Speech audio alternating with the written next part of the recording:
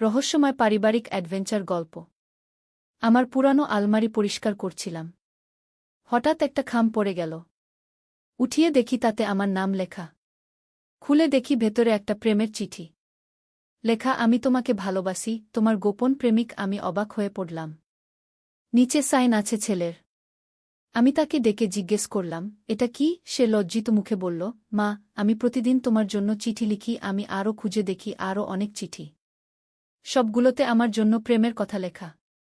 সে বলল, আমি ২০ বছর ধরে তোমাকে প্রেমের চিঠি লিখি, কিন্তু দেওয়ার সাহস পাই না। আমি হতভম্ব হয়ে চিঠিগুলো দেখছিলাম। একটা চিঠিতে লেখা, মা, আমি তোমার ছেলে নই, তোমার প্রেমিক। আরেকটায় লেখা, তুমি আমার জীবনের একমাত্র নারী। সে আমার পাশে এসে বলল, মা, এতদিন লুকিয়ে রেখেছিলাম, কিন্তু আর পারছি না। আমি তোমাকে ভালোবাসি, বিয়ে করো আমাকে। চিঠির তারিখ দেখি ২০ বছরের পুরানো। তার মানে ছোটবেলা থেকেই সে আমাকে এভাবে ভালোবাসে। আমার হাত কাঁপছিল চিঠিগুলো ধরে রাখতে। এই গল্পটি সম্পূর্ণ শুনলে আপনাদের পানি অটোমেটিক বের হয়ে যাবে, সো যত দ্রুত সম্ভব হাতের কাছে টিস্যু নিয়ে বসে পড়ো। বিছানার চাদর যেন নষ্ট না হয় সেটা সম্পূর্ণ খেয়াল রাখার অনুরোধ জানিয়ে গল্পটি এখন শুরু করব। তার আগে সর্বশেষ অনুরোধ, দয়া করে এমন পানি বের করার গল্প নিয়মিত শুনতে আমাদের চ্যানেলটি সকলেই সাবস্ক্রাইব করুন। ধন্যবাদ। হ্যালো বন্ধুরা, আমার নাম প্রিয়াঙ্কা সেন। আমার বয়স ৪৩ বছর। আমার স্বামীর নাম রাহুল সেন, বয়স ৪৬ বছর। আমাদের ২ সন্তান, রুদ্র আর শাইনি। রুদ্র ২১ বছর বয়সী, বিশ্ববিদ্যালয়ে পড়ে। শাইনি ১৪ বছর বয়সী, স্কুলে যায়। রুদ্রর ওইসব চিঠি পড়ে আমি অবাক হয়ে ভাবছিলাম। কিন্তু হঠাৎ আমার নজর পড়ল চিঠির উপরে একটা অদ্ভুত সিম্বল। একটা পিরামিডের ভেতরে একটা চোখের মতো কিছু আঁকা। আমি রুদ্রকে জিজ্ঞেস করলাম, এই চিহ্নটা কি? রুদ্র হঠাৎ চুপ হয়ে গেল। তার মুখ ফ্যাকাশে হয়ে গেল। মা, এটা নিয়ে কিছু বলো না গি। আমি আরও চিঠি খুঁজে দেখলাম। প্রতিটা চিঠিতেই ওই অদ্ভুত চিহ্ন। আমার কৌতূহল বেড়ে গেল। রাতে রাহুল বাসায় ফিরলে আমি তাকে চিঠিগুলো দেখালাম। রাহুল চিঠি দেখে চমকে উঠল। এটা কোথায় পেলে? আমি বললাম, আলমারিতে। রুদ্রর লেখা। রাহুল চিঠিগুলো নিয়ে নিল আর বলল, এগুলো নিয়ে আর কথা বলো না গি। পরের দিন রুদ্র আর রাহুল দুজনেই অদ্ভুত আচরণ করছিল। আমি লক্ষ্য করলাম রুদ্র মাঝে মাঝে অদ্ভুতভাবে তার হাত নাড়াচ্ছে, যেন কারো সাথে ইশারায় কথা বলছে। আর রাহুল ফোনে কারো সাথে ফিসফিস করে কথা বলছিল। রাতে সবাই ঘুমিয়ে পড়লে আমি লুকিয়ে লুকিয়ে রুদ্রর রুমে গেলাম। দেখি সে তার ল্যাপটপে কিছু একটা দেখছে। আমি কাছে গিয়ে দেখি একটা ওয়েবসাইট। সেখানে লেখা, ক্ষুদ্র ইলুমিনাতি সোসাইটি গু। পেজটা ভর্তি ওই পিরামিড আর চোখের চিহ্ন। আমি অবাক হয়ে দেখলাম রুদ্র ওই ওয়েবসাইটে একটা ফর্ম পূরণ করছে। সেখানে লেখা, আপনার সবচেয়ে কাছের মানুষটির নাম লিখুন। রুদ্র আমার নাম লিখল। তারপর লিখল, আমি আমার মায়ের সাথে বিয়ে করতে চাই। আমি ভয় পেয়ে গেলাম। এটা কি হচ্ছে? রুদ্র কোনো গোপন সংগঠনের সদস্য? সে কেন আমার নাম লিখছে ওই ফর্মে? পরের দিন সকালে আমি রাহুলকে সব বললাম। রাহুল শুনে হেসে দিল। প্রিয়াঙ্কা, তুমি ভুল বুঝেছ। আমি বললাম, ভুল বুঝেছি মানে? রাহুল বলল, রুদ্র আসলে একটা গোপন পরিকল্পনা করছে। আমি জিজ্ঞেস করলাম, কি পরিকল্পনা? রাহুল বলল, আগামী সপ্তাহে তোমার জন্মদিন। রুদ্র তোমার জন্য একটা সারপ্রাইজ পার্টির ব্যবস্থা করছে। সেই ওয়েবসাইটটা আসলে একটা ইভেন্ট প্ল্যানিং সাইট। আর ওই চিহ্নটা তাদের লোগো। আমি বললাম, কিন্তু ওই চিঠিগুলো? রাহুল হেসে বলল, ওগুলো আসলে রুদ্রর ছোটবেলার ডায়েরি। সে তখন ভাবত মা মানেই প্রেমিকা, তাই লিখত এসব। আমি ওকে বলেছিলাম এগুলো রেখে দিতে, যাতে বড় হয়ে হাসতে পারে। আমি স্বস্তির নিঃশ্বাস ফেললাম। কিন্তু এখনও একটা প্রশ্ন ছিল। কিন্তু ও আমাকে বিয়ে করতে চায় বলেছিল। রাহুল বলল, ও মজা করছিল। তুমি চিঠি পড়ে অবাক হচ্ছ দেখে গি। সেদিন রাতে রুদ্র আমার কাছে এলো। মা, মাফ করো, আমি তোমাকে ভয় পাইয়ে দিয়েছি। আমি বললাম, কেন এমন করলে? রুদ্র বলল, আসলে আমি তোমার জন্মদিনের জন্য একটা মিস্ট্রি গেম সাজিয়েছিলাম, কিন্তু তুমি আগেই চিঠিগুলো পেয়ে গেছ। আমি বুঝলাম পুরো ব্যাপারটা একটা পরিকল্পিত সারপ্রাইজ। কিন্তু হঠাৎ রুদ্র বলল, মা, কিন্তু একটা কথা সত্যি? আমি জিজ্ঞেস করলাম, কি? রুদ্র বলল, আমি সত্যিই তোমাকে খুব ভালোবাসি, তবে ছেলে হিসেবে মায়ের প্রতি। আর তোমার মতো একটা মেয়েকে বিয়ে করতে চাই। আমি মুচকি হেসে বললাম, তাহলে তো তোমার জন্য একটা ভালো মেয়ে খুঁজে দিতে হবে। রুদ্র লজ্জা পেয়ে গেল। মা, আসলে একটা কথা আছে কি? আমি জিজ্ঞেস করলাম, কি কথা? রুদ্র বলল, আমার একটা গার্লফ্রেন্ড আছে। তার নাম রিয়া। সে আমাদের ক্লাসের সবচেয়ে সুন্দরী মেয়ে। কিন্তু আমি তাকে বাড়িতে আনতে পারছি না। গিয়ে আমি জিজ্ঞেস করলাম, কেন? রুদ্র বলল, কারণ তুমি এত সুন্দরী যে অন্য মেয়েরা তোমার সামনে ছোট লাগে গু। আমি হেসে ফেললাম। এটা তো খুব ভালো কথা। তাকে নিয়ে আসো। রুদ্র খুশি হয়ে গেল। সত্যি মা? আমি বললাম, হ্যাঁ। কিন্তু আগে বাবার অনুমতি নিতে হবে গি। পরের দিন রিয়া এলো। সে সত্যিই খুব সুন্দরী। কিন্তু আমার সাথে দেখা করার পর সে অদ্ভুত আচরণ করতে লাগল। মাঝে মাঝে ইশারায় কিছু বলছে। আমি বুঝতে পারছিলাম না। সন্ধ্যায় রিয়া আমার কাছে এলো। আন্টি, আমি আপনার সাথে একা কথা বলতে চাই। কি? আমি বললাম, বলো। রিয়া বলল, আন্টি, রুদ্র আসলে একটা গোপন সংগঠনের সদস্য। আমি চমকে উঠলাম। কি বলছ? রিয়া বলল, সেই ওয়েবসাইটটা আসলে একটা বিপজ্জনক সংগঠনের। তারা মানুষদের মগজ ধোলাই করে। রুদ্র এখন তাদের নিয়ন্ত্রণে। আমি ভয় পেয়ে গেলাম। তাহলে আমি কি করব? রিয়া বলল, আমি একটা গোপন পুলিশ অফিসার। আমি রুদ্রকে বাঁচাতে এসেছি। আমি অবাক হয়ে গেলাম। রিয়া তার ব্যাগ থেকে একটা বেজ বের করল। সেখানে লেখা, সিক্রেট পুলিশ ডিটেকটিভ গো। রিয়া বলল, আন্টি, আমাদের পরিকল্পনা অনুযায়ী আপনাকে রুদ্রর সাথে অভিনয় করতে হবে, যাতে সে সেই সংগঠন ছেড়ে দেয়। আমি জিজ্ঞেস করলাম, কি অভিনয়? রিয়া বলল, আপনি তার প্রেমের প্রস্তাব মেনে নিবেন। তাহলে সে বুঝবে আসলে কি ভুল করেছে গি। আমি বললাম, কিন্তু এটা তো খুব অদ্ভুত। রিয়া বলল, আন্টি, এটাই একমাত্র উপায়। না হলে রুদ্র আরও গভীরে চলে যাবে গু। সেই রাতে রুদ্র আমার কাছে এলো। মা, তুমি কি আমার প্রস্তাব ভেবে দেখেছ? আমি রিয়ার পরামর্শ মতো বললাম, হ্যাঁ রুদ্র। আমি রাজি। রুদ্র প্রথমে খুশি হল। কিন্তু হঠাৎ তার মুখ বদলে গেল। মা, তুমি সত্যি বলছ? আমি বললাম, হ্যাঁ। রুদ্র হঠাৎ কান্নায় ভেঙে পড়ল। মা, আমি কি করেছি? আমি তো পাগল হয়ে গেছি। আমি তাকে জড়িয়ে ধরলাম। কি হয়েছে বাবা? রুদ্র বলল, মা, আমি সত্যিই একটা অদ্ভুত গ্রুপের সদস্য হয়েছিলাম। তারা আমার মাথা খারাপ করে দিয়েছে গি। আমি জিজ্ঞেস করলাম, কি রকম গ্রুপ? রুদ্র বলল, তারা বলেছিল আমি যদি আমার মায়ের সাথে বিয়ে করি তাহলে আমি অসীম ক্ষমতা পাব। আমি পৃথিবী শাসন করতে পারব। আমি ভয় পেয়ে গেলাম। তুমি বিশ্বাস করেছিলে? রুদ্র বলল, হ্যাঁ মা। কিন্তু যখন তুমি রাজি হয়ে গেলে তখন আমি বুঝলাম এটা কত ভুল। তুমি আমার মা। আমি তোমাকে ছেলে হিসেবে ভালোবাসি। রিয়া ততক্ষণে পুলিশ নিয়ে এসেছে। তারা রুদ্রর ল্যাপটপ চেক করল। দেখা গেল রুদ্র আসলে একটা অনলাইন কাল্টের ফাঁদে পড়েছিল। সেই কাল্ট নামী পরিবারের ছেলেমেয়েদের টার্গেট করে তাদের দিয়ে অন্যায় কাজ করায়। পুলিশ রুদ্রকে কিছু বলল না, কারণ সে নিজেই বুঝে গেছে তার ভুল। কিন্তু তারা সেই কাল্টের অন্য সদস্যদের গ্রেফতার করল। রিয়া আমাকে বলল, আন্টি, আপনার ছেলে আসলে খুব ভালো। শুধু একটু বিপথে গিয়েছিল। আমি জিজ্ঞেস করলাম, তুমি সত্যিই পুলিশ? রিয়া হেসে বলল, হ্যাঁ। আর আমি সত্যিই রুদ্রকে ভালোবাসি। তবে স্বাভাবিকভাবে। কিছুদিন পর রুদ্র স্বাভাবিক হয়ে গেল। সে রিয়ার সাথে স্বাভাবিক সম্পর্ক শুরু করল। আর আমাকে বলল, মা, আমি তোমাকে ক্ষমা চাই। আমি বুঝতে পারছি না কিভাবে এমন ভাবতে পেরেছিলাম। আমি বললাম, বাবা, মানুষ মাঝে মাঝে ভুল করে। গুরুত্বপূর্ণ হল ভুল বুঝতে পারা। রুদ্র বলল, মা, তুমি পৃথিবীর সেরা মা। কিছু মাস পর রুদ্র আর রিয়ার বাগদান হল। আমার জন্মদিনেই তারা এই সুখবর দিল। সেদিন সত্যিই চোখে পানি এসে গিয়েছিল। তবে খুশির পানি। রুদ্র আমাকে বলল, মা, আমি এখন বুঝতে পারি মায়ের ভালোবাসা আর স্ত্রীর ভালোবাসা আলাদা। তুমি আমার মা, আমার শক্তি। আর রিয়া আমার জীবনসঙ্গী। আজ আমি এই গল্প বলছি কারণ অনেক পরিবারে এমন ভুল বোঝাবুঝি হয়। বাচ্চারা মাঝে মাঝে অদ্ভুত সব জিনিসের প্রভাবে পড়ে। কিন্তু ধৈর্য আর ভালোবাসা দিয়ে সব সমাধান করা যায়। রুদ্র এখন একটা ভালো কোম্পানিতে চাকরি করে। রিয়া এখনও গোপন পুলিশের কাজ করে। আর আমি এখনও সেই মা যে তার সন্তানদের জন্য যে কোনো কিছু করতে পারে। শাইনি মাঝে মাঝে বলে, মা, দাদা তো পাগল ছিল। তুমি কিভাবে সহ্য করলে? আমি বলি, বাবা, পরিবারের সবাই মাঝে মাঝে একটু পাগল হয়। কিন্তু ভালোবাসা সব ঠিক করে দেয়। এই গল্প থেকে শিক্ষা হল, ইন্টারনেটে যে কোনো গ্রুপে যোগ দেওয়ার আগে ভেবে দেখা উচিত।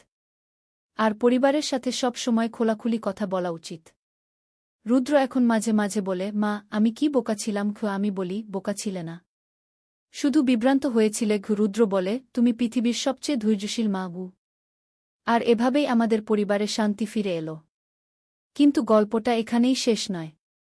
কারণ রিয়া আবিষ্কার করল যে সেই কাল্টের আরও অনেক রহস্য আছে। রিয়া একদিন আমাকে বলল, আন্টি, আমি যে সংগঠনের বিরুদ্ধে কাজ করছি তারা শুধু ছেলে মেয়েদের নয়, পুরো পরিবারকে টার্গেট করে। আমি জিজ্ঞেস করলাম, মানে? রিয়া বলল, তারা পরিবারের মধ্যে বিভেদ সৃষ্টি করে, তারপর সবাইকে তাদের নিয়ন্ত্রণে নিয়ে আসে। আমি চিন্তিত হয়ে গেলাম। তাহলে আমাদের পরিবার এখনও বিপদে? রিয়া বলল, হতে পারে। কারণ রুদ্র তাদের থেকে বের হয়ে এসেছে। তারা প্রতিশোধ নিতে পারে। সেই রাতে অদ্ভুত কিছু ঘটনা ঘটল। আমাদের বাড়ির আশপাশে কয়েকজন লোক ঘোরাফেরা করছিল। রাহুল লক্ষ্য করে পুলিশকে খবর দিল। পুলিশ এসে তাদের ধরে নিয়ে গেল। পরের দিন রিয়া জানালো যে সেই লোকেরা আসলে কাল্টের সদস্য ছিল। তারা আমাদের পরিবারকে হুমকি দিতে এসেছিল। আন্টি, আপনাদের নিরাপত্তার জন্য কিছুদিন অন্য জায়গায় থাকতে হবে। আমরা সবাই মিলে রাহুলের বোনের বাড়িতে গেলাম। সেখানে থাকার সময় রিয়া আমাদের আরও অনেক রহস্যের কথা বলল। সে বলল, এই কাল্টের মূল উদ্দেশ্য হল ধনী পরিবারের সম্পত্তি দখল করা। আমি জিজ্ঞেস করলাম, কিভাবে? রিয়া বলল, তারা পরিবারের সদস্যদের দিয়ে একে অপরের বিরুদ্ধে কাজ করায়। তারপর পরিবার ভেঙে গেলে সম্পত্তি দখল করে। কি? রুদ্র মাথা নিচু করে বলল, মা, আমি তাদের আমাদের বাড়ির সব তথ্য দিয়ে দিয়েছি। ব্যাংক অ্যাকাউন্ট নম্বর, সম্পত্তির কাগজপত্র সব। আমি চমকে উঠলাম। কি? রাহুল রেগে গেল। তুমি কি করেছ রুদ্র? রুদ্র কেঁদে ফেলল। বাবা, আমি জানতাম না তারা খারাপ। রিয়া বলল, আঙ্কেল, রুদ্র ভুক্তভোগী, তাকে দোষ দেওয়া ঠিক নয়। রিয়া আমাদের জানালো যে পুলিশ সেই কাল্টের মূল সদস্যদের গ্রেফতার করেছে। কিন্তু আপনাদের সম্পত্তির কাগজপত্র এখনও তাদের হাতে আছে। রাহুল জিজ্ঞেস করল, তাহলে আমরা কি করব? রিয়া বলল, আমাদের একটা পরিকল্পনা আছে। কিন্তু এজন্য রুদ্রকে আবার তাদের কাছে যেতে হবে। রুদ্র ভয় পেয়ে গেল। আমি যেতে পারব না। রিয়া বলল, তুমি পারবে, কারণ আমি তোমার সাথে থাকব। পরের দিন রুদ্র আর রিয়া মিলে সেই কাল্টের গোপন ঠিকানায় গেল। রিয়া গোপনে একটা ক্যামেরা আর মাইক লাগিয়ে দিয়েছিল রুদ্রর জামায়। পুলিশ দূর থেকে সব দেখছিল। কাল্টের নেতা রুদ্রকে দেখে খুশি হল। রুদ্র, তুমি এসেছ? তোমার মায়ের সাথে বিয়ের ব্যাপারটা কি হল? রুদ্র পরিকল্পনা মতো বলল, স্যার, মা রাজি হয়েছে। কিন্তু আমার এখন সন্দেহ হচ্ছে। নেতা রেগে গেল। কি সন্দেহ? আমরা তোমাকে যা বলেছি সব সত্যি। তুমি যদি তোমার মায়ের সাথে বিয়ে করো তাহলে তুমি অসীম ক্ষমতা পাবে। রুদ্র বলল, কিন্তু স্যার, এটা তো পাপ। নেতা হেসে বলল, পাপ মানে কি? আমরা তোমাকে বিশেষ ক্ষমতা দেব। তুমি চাইলে যে কোনো মেয়েকে বিয়ে করতে পারবে, এমনকি তোমার বোনকেও। রুদ্র চমকে উঠল। আমার বোন? নেতা বলল, হ্যাঁ, আমাদের সংগঠনে এসব স্বাভাবিক। আমরা পৃথিবীর নিয়ম মানি না। রিয়া গোপনে পুলিশকে সিগন্যাল দিল। হঠাৎ পুলিশ ভেতরে ঢুকে গেল। নেতা আর তার সাঙ্গপাঙ্গরা সবাই গ্রেফতার হল। রিয়া বলল, রুদ্র, তুমি খুব সাহসের কাজ করেছ। রুদ্র বলল, আমি শুধু আমার পরিবারকে বাঁচাতে চেয়েছি। বাড়ি ফিরে আমরা সবাই মিলে বসলাম। রাহুল বলল, এই ঘটনা থেকে আমাদের অনেক কিছু শেখার আছে। আমি বললাম, হ্যাঁ। সবচেয়ে বড় শিক্ষা হল পরিবারের সদস্যদের সাথে সব সময় খোলাখুলি কথা বলা। শাইনি বলল, দাদা, তুমি আর কখনো এমন কিছু করবে না তো? রুদ্র বলল, না বোন, আমি প্রতিজ্ঞা করছি। শাইনি বলল, তাহলে আমি তোমাকে ক্ষমা করে দিলাম। রিয়া আমাদের জানালো যে সেই কাল্টের আরও অনেক শাখা আছে দেশে। তারা বিভিন্ন নামে কাজ করে, কখনো ধর্মীয় সংগঠন, কখনো ব্যবসায়িক প্রতিষ্ঠান। আমি জিজ্ঞেস করলাম, তাহলে আমরা কিভাবে সাবধান থাকব? রিয়া বলল, সবচেয়ে ভালো উপায় হল পরিবারের মধ্যে ভালো যোগাযোগ রাখা। যদি কেউ অদ্ভুত আচরণ করে তাহলে সাথে সাথে খোঁজ নেওয়া। রাহুল বলল, রিয়া ঠিক বলেছে। কয়েক মাস পর রুদ্র আর রিয়ার বিয়ে হল। বিয়ের দিন রুদ্র আমাকে বলল, মা, আমি এখন বুঝতে পারি তুমি কত মহান। তুমি আমাকে ভুল পথ থেকে ফিরিয়ে এনেছ। আমি বললাম, বাবা, এটাই মায়ের কাজ। রিয়া আমাকে বলল, আন্টি, আপনি আমার আদর্শ। আমি আমার সন্তানদের নিয়েও আপনার মতো ধৈর্যশীল হতে চাই। আমি বললাম, তুমি অবশ্যই পারবে। বিয়ের পর রুদ্র আর রিয়া আমাদের সাথেই থাকতে শুরু করল। আমাদের বাড়িতে এখন আরও বেশি আনন্দ। রুদ্র মাঝে মাঝে বলে, মা, আমি যদি তোমার মতো একজনকে বিয়ে করতে পারি তাহলে আমি সবচেয়ে সুখী হব। রিয়া হেসে বলে, তুমি তো আমাকে বিয়ে করেছ। রুদ্র বলে, হ্যাঁ, তুমি মায়ের মতোই ধৈর্যশীল আর বুদ্ধিমতী গো। একদিন সায়নী জিজ্ঞেস করল, মা, দাদা কেন তোমাকে বিয়ে করতে চেয়েছিল? আমি বললাম, বাবা, সে আসলে বুঝতে পারেনি মায়ের ভালোবাসা আর স্ত্রীর ভালোবাসার পার্থক্য। ও সায়নী বলল, এখন বুঝেছে? আমি বললাম, হ্যাঁ, এখন সে খুব ভালো বুঝেছে গু।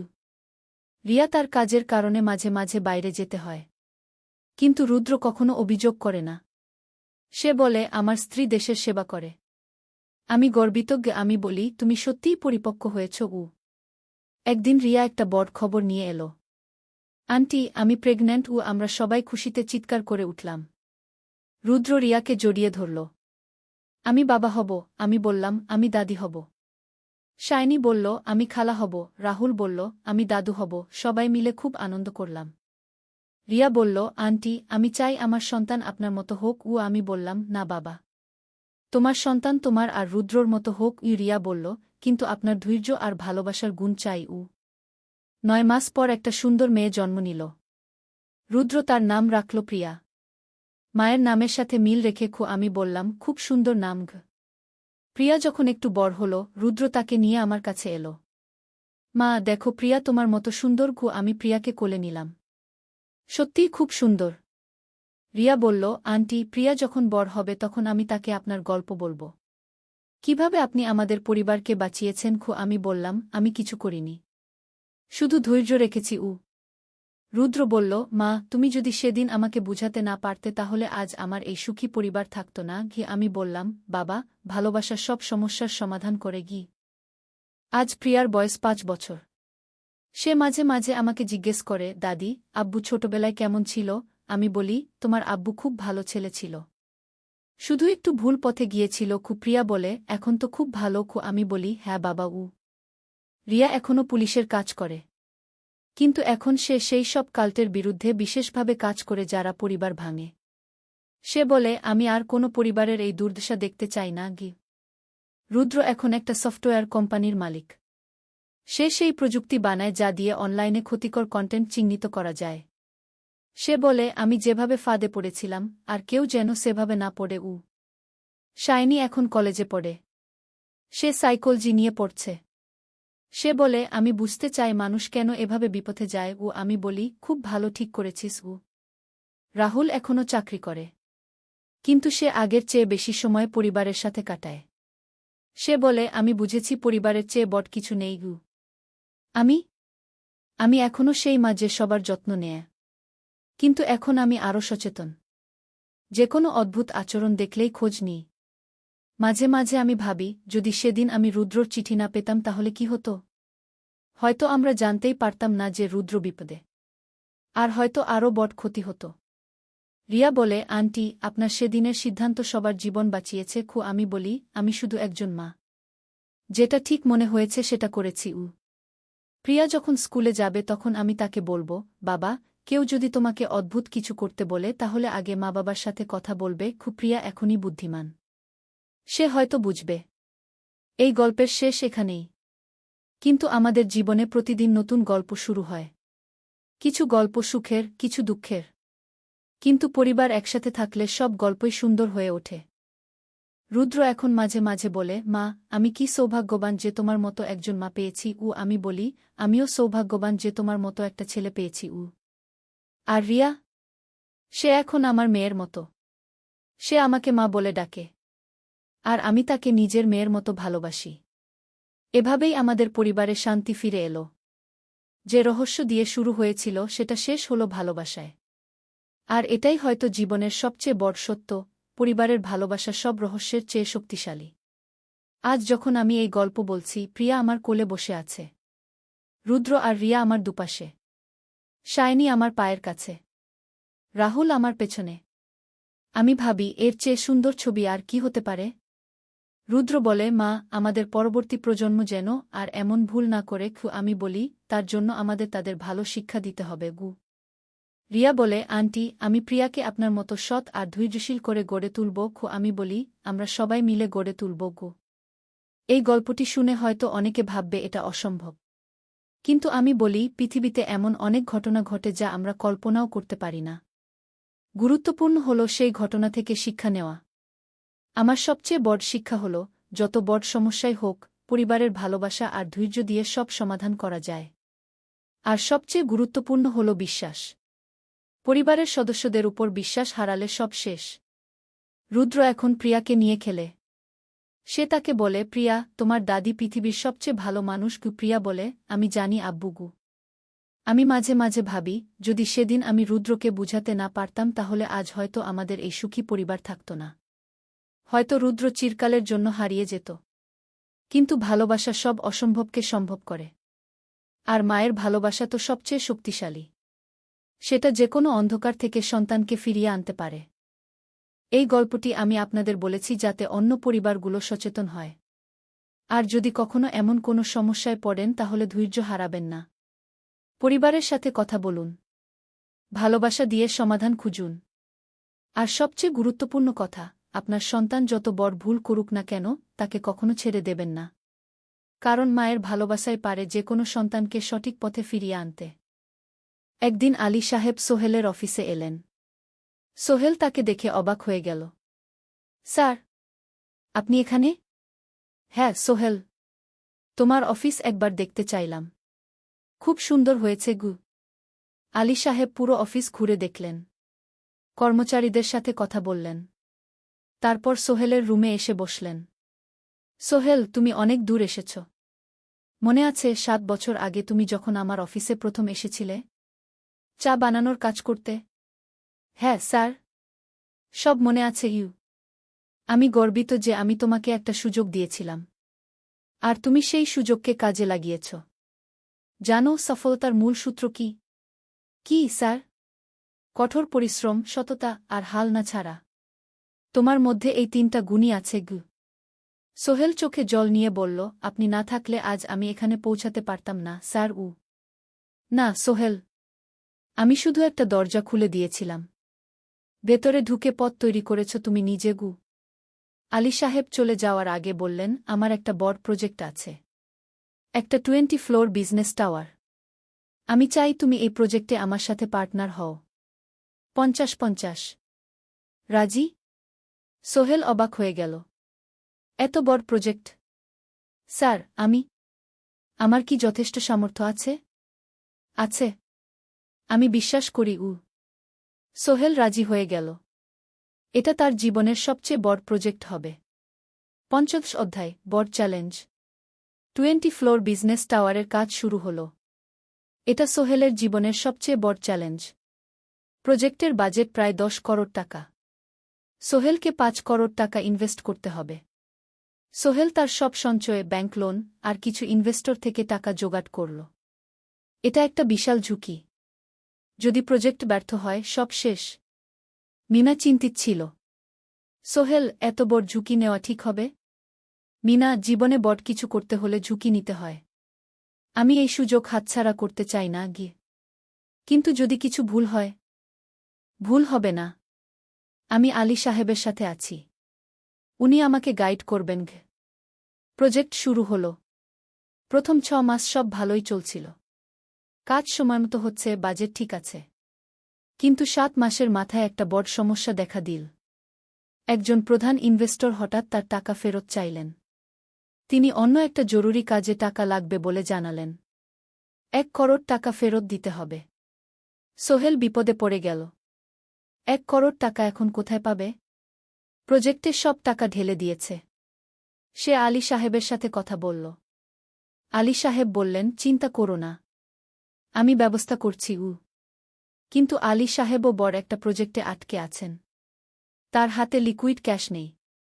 সোহেল অন্য ব্যাংক থেকে লোন নেওয়ার চেষ্টা করল। কিন্তু ব্যাংক বলল, ইতিমধ্যে তার অনেক লোন আছে, নতুন লোন দিতে পারবে না। সোহেল রাতে ঘুমাতে পারছিল না। খাওয়া দাওয়া বন্ধ করে দিয়েছিল। মিনা তাকে দেখে খুব চিন্তিত হয়ে গেল। সোহেল, প্লিজ নিজেকে এভাবে শেষ করে ফেলো না। কোনো একটা রাস্তা বের হবেই কি। কিন্তু সোহেল কোনো রাস্তা দেখতে পাচ্ছিল না। ইনভেস্টর 15 দিন সময় দিয়েছে। 15 দিনের মধ্যে টাকা ফেরত না দিলে তিনি আইনি ব্যবস্থা নেবেন। 10 দিন কেটে গেল। সোহেল কোনো সমাধান খুঁজে পেল না। সে প্রায় হাল ছেড়ে দিয়েছিল। 11 দিনের দিন একটা অপ্রত্যাশিত ঘটনা ঘটল। জাহিদ ভাই, সোহেলের পুরনো সহকর্মী, তার অফিসে এলেন। জাহিদ ভাই এখন একটা রিয়েল এস্টেট কোম্পানিতে সিনিয়র ম্যানেজার। সোহেল, আমি তোমার সমস্যার কথা শুনেছি গু। হ্যাঁ ভাই, আমি বিপদে পড়েছি গু। আমি তোমাকে সাহায্য করতে চাই। আমার কিছু সঞ্চয় আছে, 5 লাখ টাকা। তুমি নাও। সোহেল চোখে জল নিয়ে বলল, ভাই আমি কিছু বলার দরকার নেই। তুমি আমাকে অনেক কিছু শিখিয়েছ। তোমার কাছ থেকে পরিশ্রম আর সততা শিখেছি। এখন আমার পালা তোমাকে সাহায্য করার। জাহিদ ভাই চলে যাওয়ার পর আরও 2 জন এলো। একজন সোহেলের পুরনো ক্লায়েন্ট, আরেকজন তার কর্মচারী। 2 জন মিলে আরও 8 লাখ টাকা দিল। করিম মামা 20 লাখ টাকা ব্যবস্থা করলেন। তার কিছু বন্ধুদের কাছ থেকে ধার করে। মিনা তার সব গয়না বিক্রি করে 10 লাখ টাকা দিল। সবাই মিলে প্রায় 45 লাখ টাকা জোগাড় হল। বাকি 65 লাখ টাকা সোহেল তার অফিসের সব অ্যাসেট বিক্রি করে আর একটা প্রাইভেট ফিন্যান্স কোম্পানি থেকে উচ্চ সুদে লোন নিয়ে ব্যবস্থা করল। ঠিক 14 দিনের দিন সোহেল ইনভেস্টরকে 1 করোড় টাকা ফেরত দিল। ইনভেস্টর টাকা নিয়ে চলে গেলেন। সোহেল তার অফিসে ফিরে এসে চেয়ারে বসে কাঁদল। এত চাপ, এত টেনশন, সব যেন একসাথে বের হয়ে এল। মিনা এসে তাকে জড়িয়ে ধরল। আমরা পেরেছি সোহেল, আমরা পেরেছি গু। ষোড়শ অধ্যায়, পুনরুদ্ধার। এই ঘটনার পর সোহেল আরও সাবধান হয়ে গেল। সে বুঝল, ব্যবসায় শুধু সাহস নয়, বুদ্ধিও লাগে। ঝুঁকি নিতে হয়, কিন্তু হিসাব করে। প্রজেক্ট চলতে থাকল। এবার সোহেল আরও সতর্কতার সাথে সব কিছু পরিচালনা করল। প্রতিটা খরচ হিসাব করল, প্রতিটা সিদ্ধান্ত ভেবেচিন্তে নিল। আরও 1 বছর পর 20 ফ্লোর বিজনেস টাওয়ার সম্পন্ন হল। চমৎকার বিল্ডিং, শহরের অন্যতম সুন্দর ভবন। বিল্ডিংয়ের উদ্বোধন অনুষ্ঠানে শহরের মেয়র এলেন। অনেক ব্যবসায়ী, সাংবাদিক এলো। সোহেলের নাম পত্রিকা ছাপা হল। স্বপ্নের শহরে এক তরুণ উদ্যোক্তার সফলতার গল্প। প্রজেক্ট থেকে সোহেলের লাভ হল প্রায় 2 করোড় টাকা। এই টাকা দিয়ে সে সব ঋণ শোধ করল। জাহিদ ভাইয়ের টাকা ফেরত দিল। করিম মামার ঋণ শোধ করল। যারা সাহায্য করেছিল সবাইকে টাকা ফেরত দিল। মিনার জন্য নতুন গয়না কিন। আরও সুন্দর। তার মাকে গ্রামে একটা নতুন পাকা বাড়ি বানিয়ে দিল। মা কাঁদতে কাঁদতে বললেন, তোর বাবা বেঁচে থাকলে কত খুশি হতো। তুই আমার সব স্বপ্ন পূরণ করেছিস গে। সোহেল নিজেদের জন্য একটা ফ্ল্যাট কিন। 4 রুমের ফ্ল্যাট, সমুদ্রের কাছে। এখন আর ভাড়া বাড়িতে থাকতে হয় না। সপ্তদশ অধ্যায়, প্রতিদান। সোহেল এখন একজন প্রতিষ্ঠিত উদ্যোক্তা। কিন্তু সে তার শেখ ভোলেনি। যে গ্রাম থেকে সে এসেছে, যারা তাকে সাহায্য করেছে, কাউকেই ভোলেনি। সে তার গ্রামে একটা স্কুল বানিয়ে দিল। সোহেল ফাউন্ডেশন স্কুল কু গরিব ছেলেমেয়েরা ফ্রিতে পড়তে পারবে। ভালো শিক্ষক নিযোগ দিল। ভালো পড়াশোনার ব্যবস্থা করল।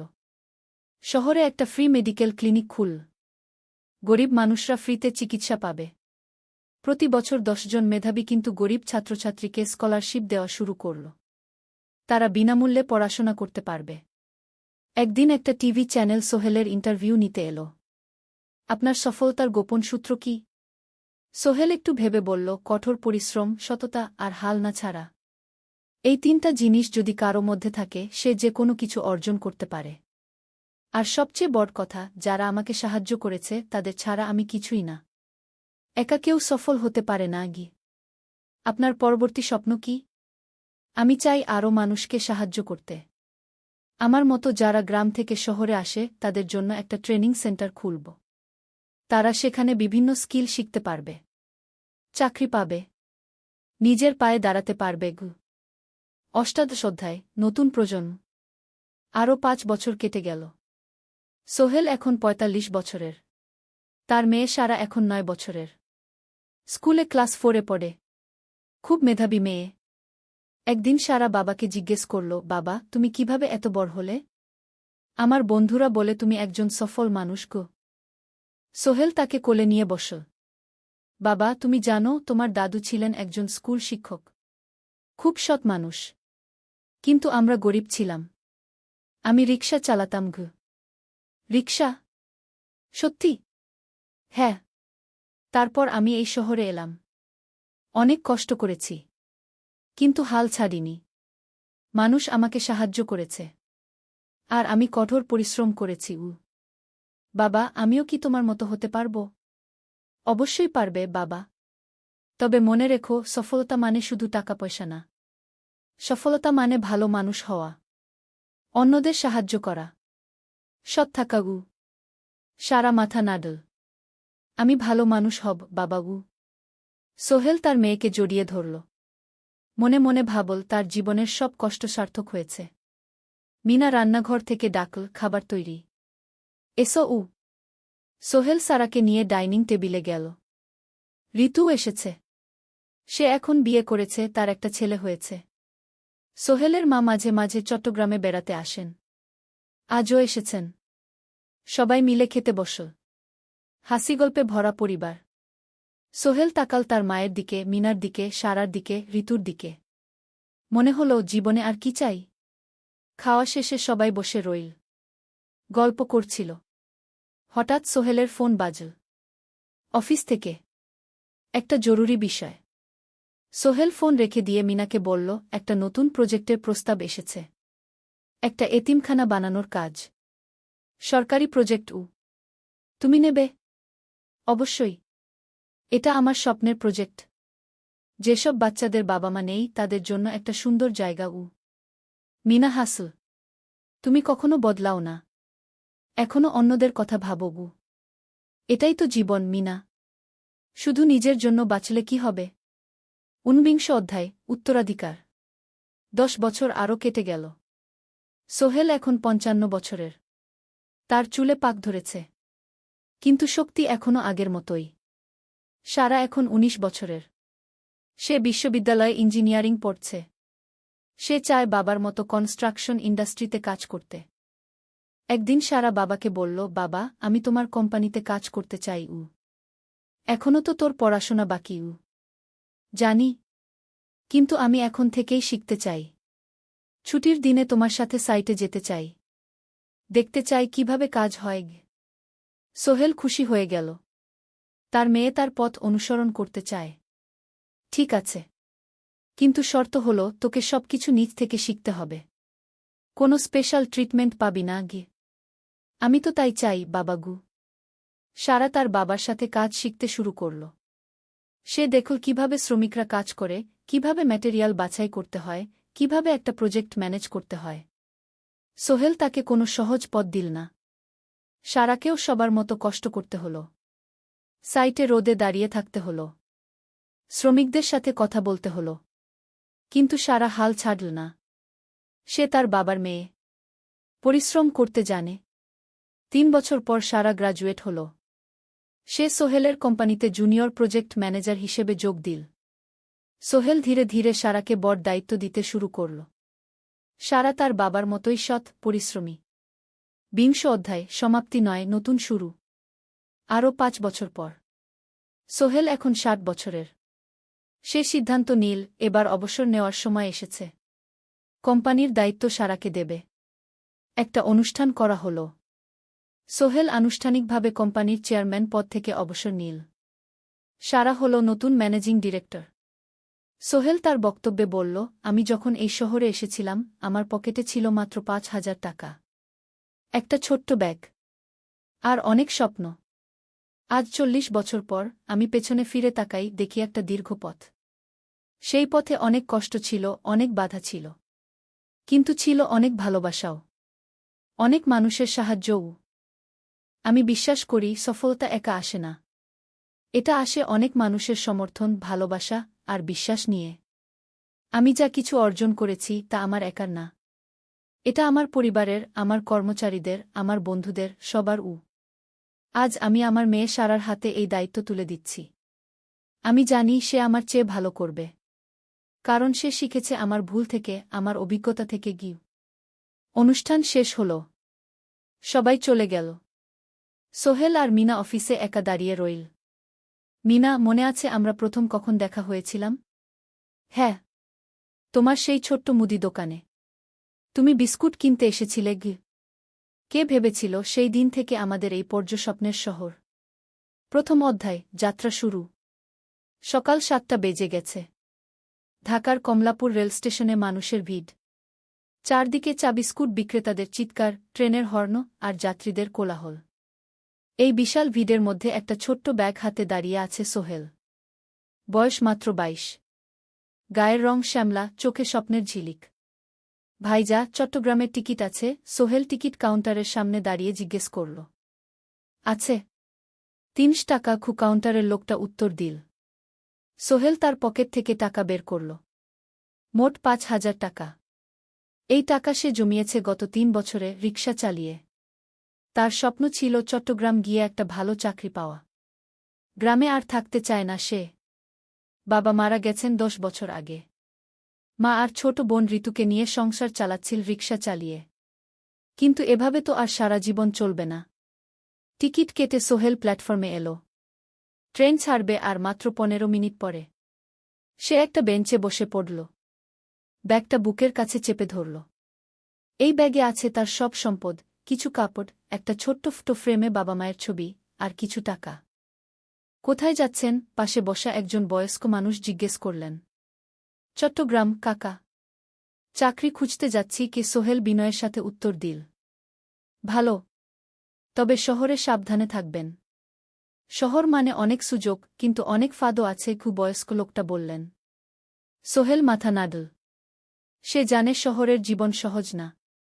কিন্তু তার কোনো বিকল্প নেই। গ্রামে রিকশা চালিয়ে মাসে 3,500 টাকা আয় হতো। তার মধ্যে সংসার চালাতে হতো, বোনের স্কুলের খরচ দিতে হতো, মায়ের ওষুধের খরচ দিতে হতো। কিছুই বাঁচত না। আর এই জীবন থেকে বেরোনোর একটাই পথ, শহরে গিয়ে ভালো কাজ খুঁজে নেওয়া। সোহেল মনে মনে ভাবল তার বাবার কথা। বাবা ছিলেন একজন স্কুল শিক্ষক। খুব সৎ মানুষ ছিলেন। সবসময় বলতেন, সোহেল, তুই লেখাপড়া শিখে বড় মানুষ হবি। আমাদের পরিবারে আর কেউ বড় চাকরি করেনি। তুই করবি। কিন্তু বাবা যখন মারা গেলেন তখন সোহেল মাত্র এসএসসি পরীক্ষা দিয়েছে। ফলাফল ভালো হয়েছিল, জিপিএ অর্ধচতু। কিন্তু বাবার মৃত্যুর পর আর পড়া হল না। পরিবারের দায়িত্ব নিতে হল। ট্রেন ছাড়ল। সোহেল জানালার পাশে বসে বাইরে তাকাল। ধানক্ষেত, নদী, ছোট ছোট গ্রাম, সব পেছনে ফেলে ট্রেন এগিয়ে চল। সোহেলের মনে হল সে যেন তার পুরনো জীবনটাকেও পেছনে ফেলে আসছে। ট্রেনে একজন হকার এসে চা বিক্রি করছিল। সোহেল একটা চা কিনল। 10 টাকা। চা খেতে খেতে সে ভাবছিল, চট্টগ্রাম পৌঁছে কি হবে? করিম মামা তাকে সাহায্য করবেন তো? চাকরি পাওয়া যাবে তো? করিম মামা আসলে সোহেলের খুব দূর সম্পর্কের মামা। সোহেলের দাদির বোনের ছেলে। অনেক বছর আগে গ্রাম ছেড়ে চট্টগ্রামে চলে গিয়েছিলেন। সেখানে একটা কনস্ট্রাকশন কোম্পানিতে কাজ করেন। বছরে একবার দুবার গ্রামে আসতেন। গত বছর যখন এসেছিলেন তখন সোহেলের মাকে বলেছিলেন, সোহেলকে চট্টগ্রাম পাঠান। আমি একটা কাজের ব্যবস্থা করে দেব। সেই কথাতেই ভরসা করে সোহেল আজ এই যাত্রা। দ্বিতীয় অধ্যায়, নতুন শহর। চট্টগ্রাম পৌঁছাতে প্রায় 6 ঘন্টা লেগে গেল। দুপুর 1টা বাজে। সোহেল স্টেশন থেকে বের হয়ে শহরের রাস্তায় দাঁড়াল। কি বিশাল শহর! এত গাড়ি, এত মানুষ। চারদিকে উঁচু উঁচু বিল্ডিং, দোকানপাট, মানুষের ভিড়। সোহেল কিছুক্ষণ দাঁড়িয়ে থাকল সব কিছু দেখতে দেখতে। তার মনে হচ্ছিল সে যেন অন্য কোনো পৃথিবীতে এসে পড়েছে। তার পকেটে একটা ছোট্ট কাগজ আছে। সেখানে লেখা একটা ঠিকানা, করিম মিয়া, বাড়ি নং 23, রোড নং 5, আগ্রাবাদ, চট্টগ্রামকে। সোহেল একটা রিকশা ডাকল।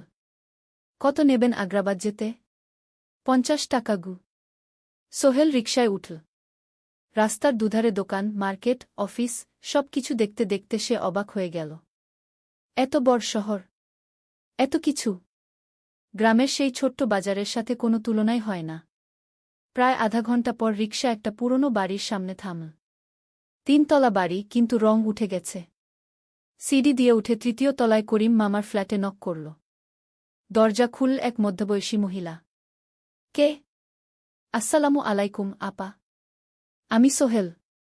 নোয়াখালীর গ্রাম থেকে এসেছি। করিম মামা বাড়িতে আছেন? মহিলা তাকে মাথা থেকে পা পর্যন্ত দেখল। করিম তো অফিসে গেছে। তুমি কে? কোথা থেকে এসেছ? সোহেল সব খুলে বলল। মহিলা তাকে ভেতরে ঢুকতে দিল।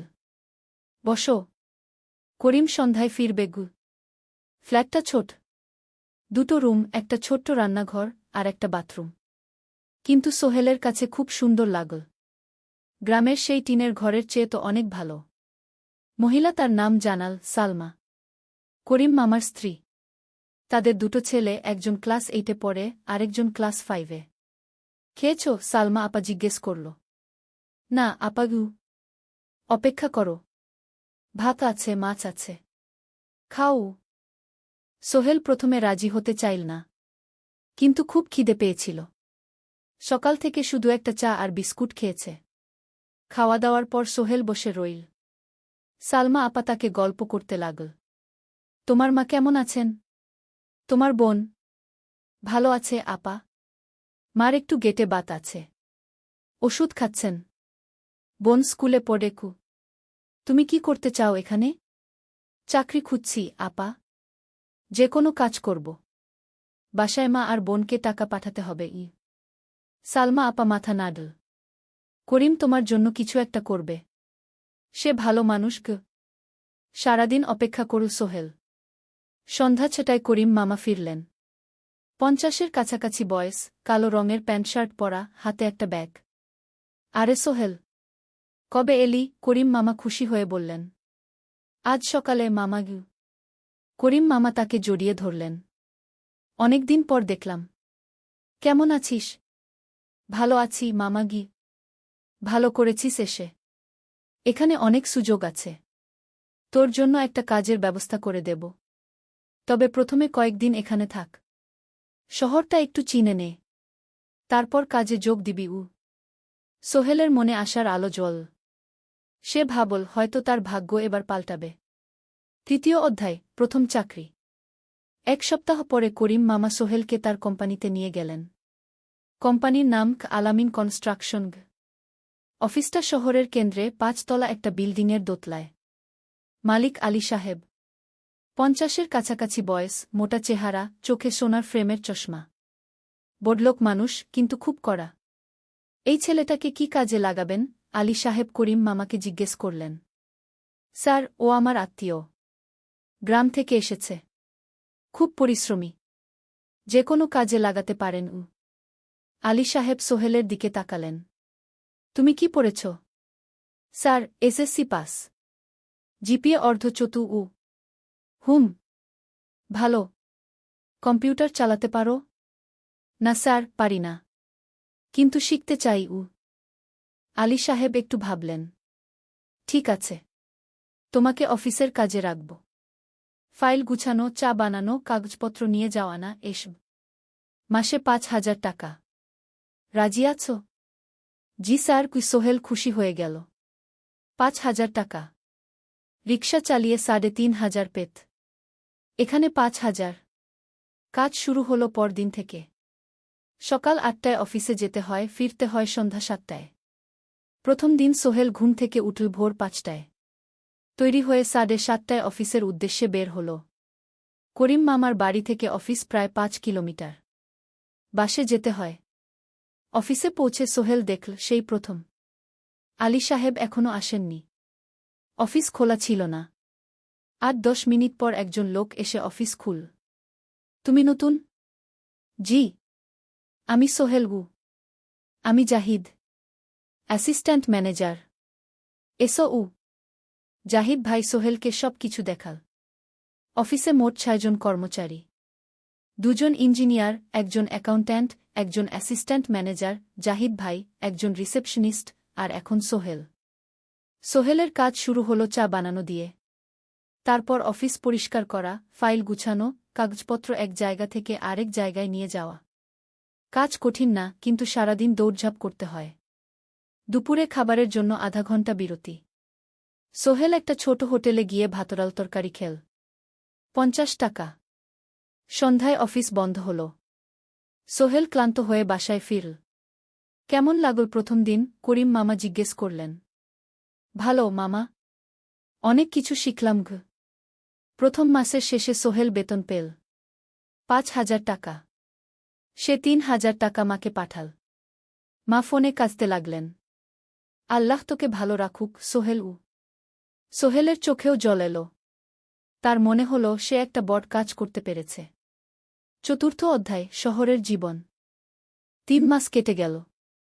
সোহেল এখন শহরের সাথে মিশে গেছে। প্রতিদিন অফিসে যাওয়া আসার পথে সে দেখে হাজারো মানুষের জীবন। কেউ সফল, কেউ ব্যর্থ, কিন্তু সবাই চলছে নিজের পথে। সোহেল অফিসের কাজের পাশাপাশি কম্পিউটার শেখার চেষ্টা করছে। অফিসে একটা কম্পিউটার আছে। যখন কেউ ব্যবহার করে না, তখন সোহেল একটু একটু শিখার চেষ্টা করে। জাহিদ ভাই তাকে সাহায্য করেন। সোহেল, তুমি যদি কম্পিউটার ভালোভাবে শিখতে পারো, তাহলে তোমার ভবিষ্যৎ উজ্জ্বল। জাহিদ ভাই একদিন বললেন। কিভাবে শিখব ভাই? ট্রেনিং সেন্টারে যাও।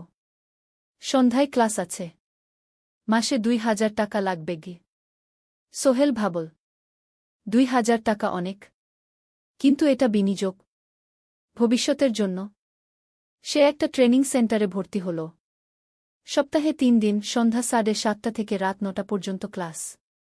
কম্পিউটারের basic, word, excel, PowerPoint, internet ব্যবহার। একদিন অফিস থেকে ফেরার সময় সোহেল একটা দোকানে চা খেতে গেল। দোকানের পাশেই একটা ছোট্ট মুদি দোকান। সেখানে একটা মেয়ে বসে আছে। বয়স হবে ২০-এর কাছাকাছি। সাদাসিধে চেহারা, সাদা শাড়ি পরা, কিন্তু চোখে এক ধরনের দৃঢ়তা। ভাইজা, এক প্যাকেট বিস্কুট দেন কি? সোহেল বলল।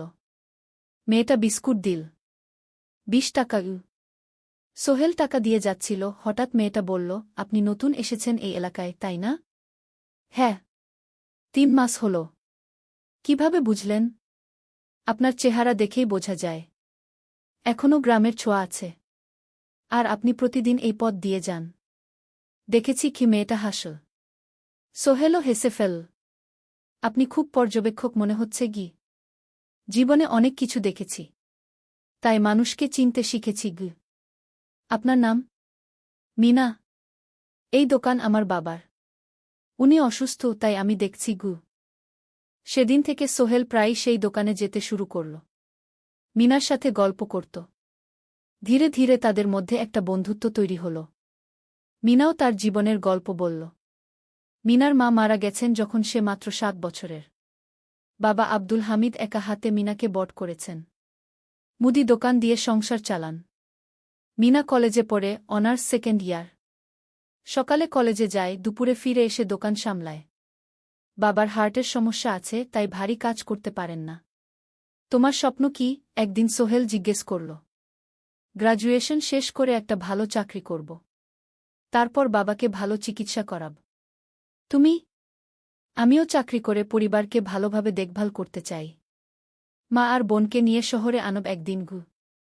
দুজনেই নিজেদের স্বপ্নের কথা বলতে গিয়ে বুঝল তাদের স্বপ্ন অনেকটা একই রকম। পঞ্চম অধ্যায় বিপদ। ৬ মাস কেটে গেল। সোহেল এখন আলী সাহেবের খুব প্রিয় কর্মচারী। সে শুধু চা বিস্কুট দেওয়ার কাজই করে না, এখন কম্পিউটারেও কিছু কাজ শিখেছে। ছোটখাটো টাইপিং, ডেটা এন্ট্রি এসব করতে পারে। আলী সাহেব খুশি হয়ে তার বেতন বাড়িয়ে ৮,০০০ টাকা করে দিয়েছেন। একদিন রাতে সোহেল অফিস থেকে ফিরছিল। সেদিন একটু দেরি হয়ে গেছে। রাত প্রায় ৯টা। সাধারণত সোহেল সন্ধ্যা ৭:৩০ ফিরে। কিন্তু সেদিন অফিসে একটা জরুরি কাজ ছিল। বাস থেকে নেমে সোহেল বাড়ির দিকে হাঁটছিল।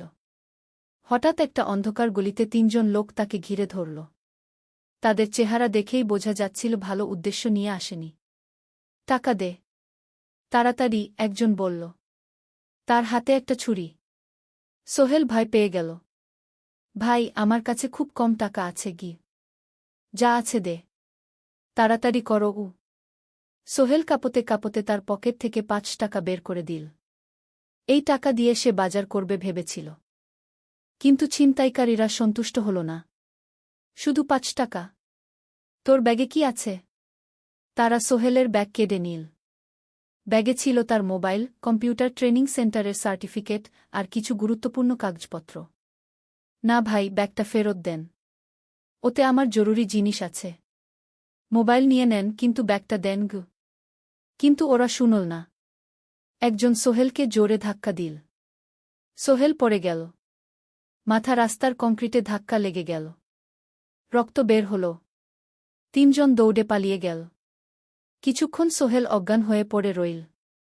তারপর ধীরে ধীরে জ্ঞান ফিরল। মাথায় প্রচণ্ড ব্যথা। সে উঠে দাঁড়ানোর চেষ্টা করল, কিন্তু মাথা ঘুরছিল। কোনোমতে একটা দেয়াল ধরে দাঁড়াল। একজন পথচারী তাকে দেখে থামল। কি হয়েছে ভাই? ছিনতাই হয়েছে কি? এসো, আমি তোমাকে হাসপাতালে নিয়ে যাই। কিন্তু সোহেল রাজি হল না। না, ঠিক আছি, বাড়ি যেতে পারব। সে কোনোমতে করিম মামার বাড়িতে পৌঁছাল। দরজা খুলেই সালমা আপা চিৎকার করে উঠলেন। ও আল্লাহ! কি হয়েছে? করিম মামা দৌড়ে এলেন। সোহেলকে ভেতরে নিয়ে গেলেন। তার মাথায় জল ঢেলে রক্ত পরিষ্কার করলেন।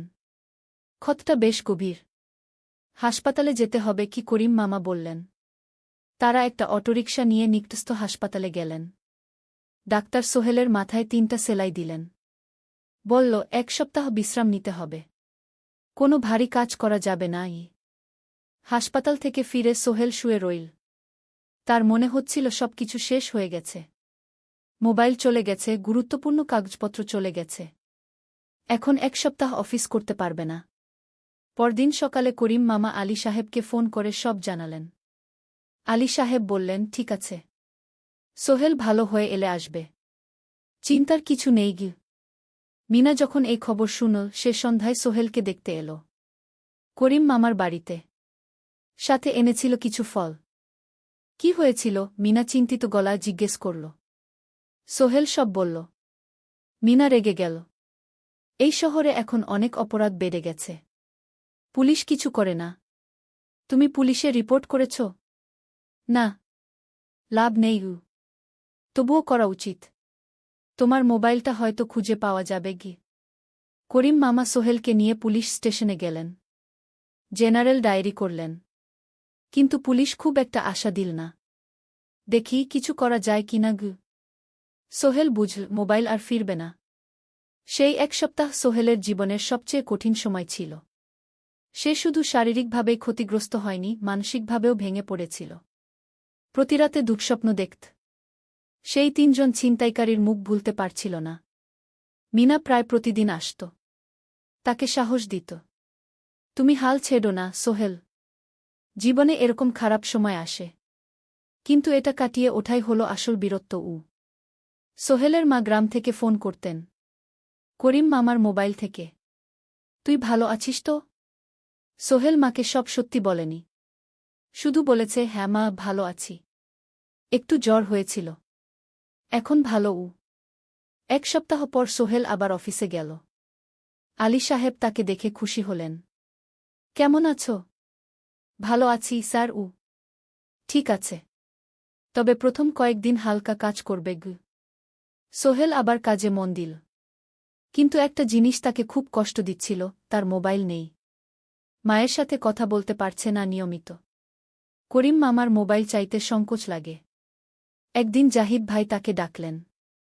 সোহেল, আমার একটা পুরনো মোবাইল আছে, তুমি ব্যবহার করো?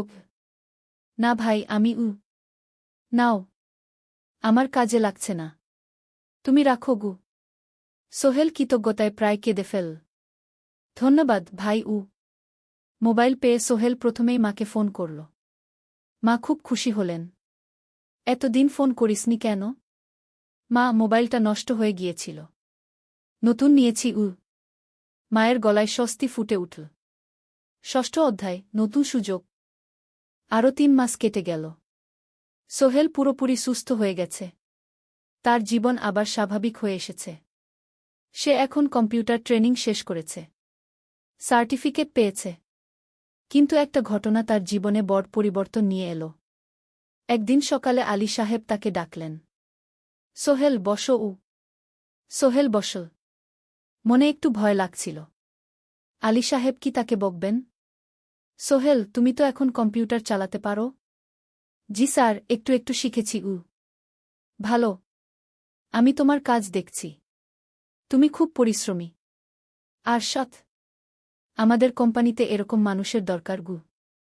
সোহেল কিছু বুঝতে পারছিল না। আমি তোমাকে একটা সুযোগ দিতে চাই। আমাদের কোম্পানি একটা ট্রেনিং প্রোগ্রাম চালু করছে নতুন কর্মচারীদের জন্য। 6 মাসের কোর্স। কম্পিউটার অ্যাকাউন্টিং, ভবন নির্মাণের হিসাব নিকাশ, প্রজেক্ট ম্যানেজমেন্ট সব শিখবে। কোম্পানি সব খরচ দেবে। ট্রেনিংয়ের সময় তোমার বেতনও চলবে। রাজি আছো? সোহেল বিশ্বাস করতে পারছিল না। স্যার, সত্যি? আমাকে এত বড় সুযোগ দিচ্ছেন? হ্যাঁ। তুমি ভালো ছেলে, পরিশ্রমী। আমি তোমাকে এগিয়ে দিতে চাই। ভবিষ্যতে তুমি এই কোম্পানির একজন গুরুত্বপূর্ণ কর্মচারী হবে। সোহেল কৃতজ্ঞতায় প্রায় কেঁদে ফেল। ধন্যবাদ স্যার। আমি কঠোর পরিশ্রম করব। আমি জানি। সেদিন সন্ধ্যায় সোহেল মিনার দোকানে গেল। মিনাকে খবরটা দিল। মিনা খুব খুশি হল। তার চোখে জল এসে গেল। তুমি পারবে সোহেল। আমি জানি। সোহেল তার মা আর বোনকেও ফোন করে খবরটা দিল। মা কাঁদতে লাগলেন। তোর বাবা বেঁচে থাকলে কত খুশি হতো। ট্রেনিং শুরু হলো পরের মাস থেকে। প্রতিদিন সকালে 3 ঘন্টা ক্লাস, তারপর বাকি সময় অফিসের কাজ। ক্লাসে 5 জন নতুন কর্মচারী। সবাই তরুণ, উৎসাহী। শিক্ষক ছিলেন একজন অভিজ্ঞ ইঞ্জিনিয়ার। নাম রহিম স্যার। তিনি খুব ভালোভাবে সব কিছু বুঝাতেন। কম্পিউটার অ্যাকাউন্টিং, এক্সেলে জটিল ক্যালকুলেশন, প্রজেক্টের বাজেট তৈরি, সময় ব্যবস্থাপনা সব। সোহেল পুরো মনোযোগ দিয়ে শিখতে লাগল। সন্ধ্যায় বাড়ি ফিরে প্র্যাকটিস করত। করিম মামার ছেলের কাছ থেকে একটা ল্যাপটপ ধার নিত কখনো কখনো। 6 মাস পরে ট্রেনিং শেষ হল। সবাই সার্টিফিকেট পেল। আলী সাহেব একটা অনুষ্ঠান করলেন। সোহেল সেরা পারফর্মার হিসেবে একটা বিশেষ পুরস্কার পেল, 5,000 টাকা বোনাস। আলী সাহেব ঘোষণা করলেন, সোহেল, আজ থেকে তুমি আমাদের জুনিয়র অ্যাকাউন্ট অ্যাসিস্ট্যান্ট। তোমার বেতন 15,000 টাকা। সোহেল অবাক হয়ে গেল। 8,000 থেকে 15,000, প্রায় দ্বিগুণ। সেদিন রাতে সোহেল ঘুমাতেই পারল না। খুশিতে, উত্তেজনায় তার চোখে ঘুম নেই। সে ভাবল তার জীবন কিভাবে বদলে যাচ্ছে। 2 বছর আগে যে রিকশা চালাত, আজ সে একটা নামকরা কোম্পানির অ্যাকাউন্ট অ্যাসিস্ট্যান্ট। 7ম অধ্যায়, প্রেম ও প্রস্তাব। 1.5 বছর হয়ে গেল সোহেলের চট্টগ্রাম আসার। সে এখন একজন সফল যুবক। তার মা গ্রামে খুব খুশি। প্রতি মাসে সোহেল 10,000 টাকা পাঠায়। ছোট বোন ঋতু এখন কলেজে ভর্তি হয়েছে সোহেলের পাঠানো টাকায়। মায়ের চিকিৎসাও ভালোভাবে হচ্ছে। মিনার সাথে সোহেলের সম্পর্ক এখন আর শুধু বন্ধুত্ব নয়। দুজন দুজনকে ভালোবাসে। কিন্তু কেউ কাউকে সরাসরি বলার সাহস পায়নি। প্রতিদিন দেখা হয়, গল্প হয়, কিন্তু সেই একটা কথা বলা হয়ে ওঠে না। একদিন শুক্রবার ছুটির দিন। সোহেল মিনাকে বলল, আজ কি একটু ঘুরতে যাবে? কোথায়? পতেঙ্গা বিচ। তুমি কি কখনো গেছ? না। কিন্তু আমার দোকান। শুক্রবার।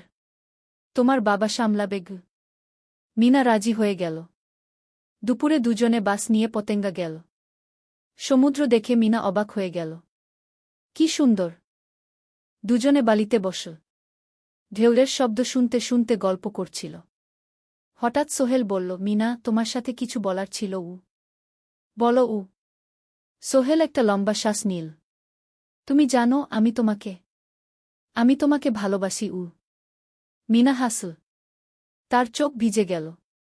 জানি। আমিও তোমাকে ভালোবাসি সোহেল। সোহেল অবাক হয়ে গেল। সত্যি? হ্যাঁ।